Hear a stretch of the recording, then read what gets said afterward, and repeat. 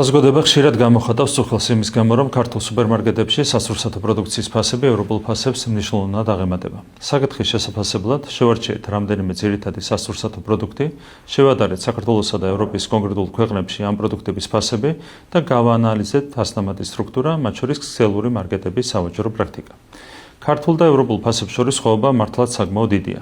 საქართველოსა და საფრანგეთში ერთი და იგივე საერთაშორისო ბრენდის ქსელურ მარკეტებს შორის ფასები რომ შევადარეთ, საქართველოში კონკრეტული მარკის წესუმძირის ზეთი 34%-ით, მაკარონი 97%-ით, ბრინჯი 180%-ით, კარაქი 30%-ით, ყველი 42%-ით, ხოლო შოკოლადი 47%-ით ძვირია.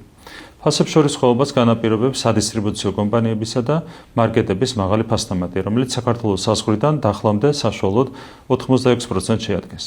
კვლევა აჩვენებს, რომ საქართველოში ქსელური მარკეტების ფინანსური მოგება ევროპულზე ბევრად მაღალია.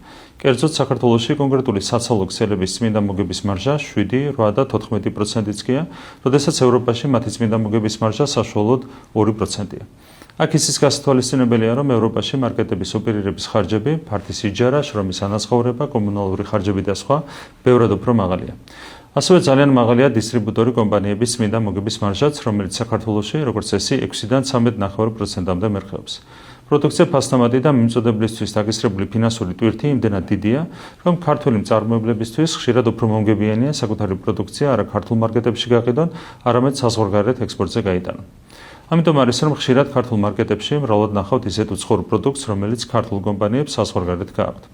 ეს სერიოზული პრობლემაა, რადგან სახელმწიფოს ინტერესი პირიქით ქართული წარმოების სახალისება და იმპორტის მაქსიმალურად შემცირება. მოგების მაღალი მარჟის პირობებში კომპანიები მარკეტების ქსელს სწრაფად აფართოებენ. ბოლო 5 წლის განმავლობაში ქსელური მარკეტების რაოდენობა ქვეყანაში ორჯერ გაიზარდა. შედეგად დღეს საქართველოში 100,000 კაცზე 113 მარკეტი მოდის, როდესაც გერმანიაში ეს მაჩვენებელი 45, ხოლო ავსტრიაში 62-ია. ლოგიკურია, რომ ქსელის გაფართოებასთან დაკავშირებული ხარჯები პროდუქტის ფასებზე პირდაპირ აისახება. წინასწარი ანალიზის საფუძველზე შეიძლება გამოიკვეთოს რამდენიმე ძირითადი ფაქტორი, რომელიც მაღალ ფასდამატს და შესაბამისად მაღალ ფასებს განაპირობებს. მაგალითად, ესაა ეგრეთ წოდებული ქსელის ქეშბექი, მაღაზიაში შესვლისთვის დაწესებული საფასური, დისტრიბუტორებისთვის ან მწარმოებლებისთვის თანხის გადახდის დაგვიანება, მაღაზიების სიმრავლე და ახალი მაღაზიის გახსნის ხარჯის ასახვა ფასში და ასე შემდეგ. რასთავარია, არსებული პრაქტიკა აჩენს ეჭვს, რომ ბაზრის მოთამაშეები შეასრულა შეთანხმებულად კარტელური პრინციპით მოქმედებდნენ, რასაც ბუნებრივია დამატებითი ანალიზი ესაჭიროება. აქტიურად ვიმუშავებთ სადისტრიბუციო კომპანიებისა და მარკეტების ქსელების წარმომადგენლებთან, რომ ჩვენი თანამოქალაქეებისთვის ფასების შემცირებას მივახციოთ.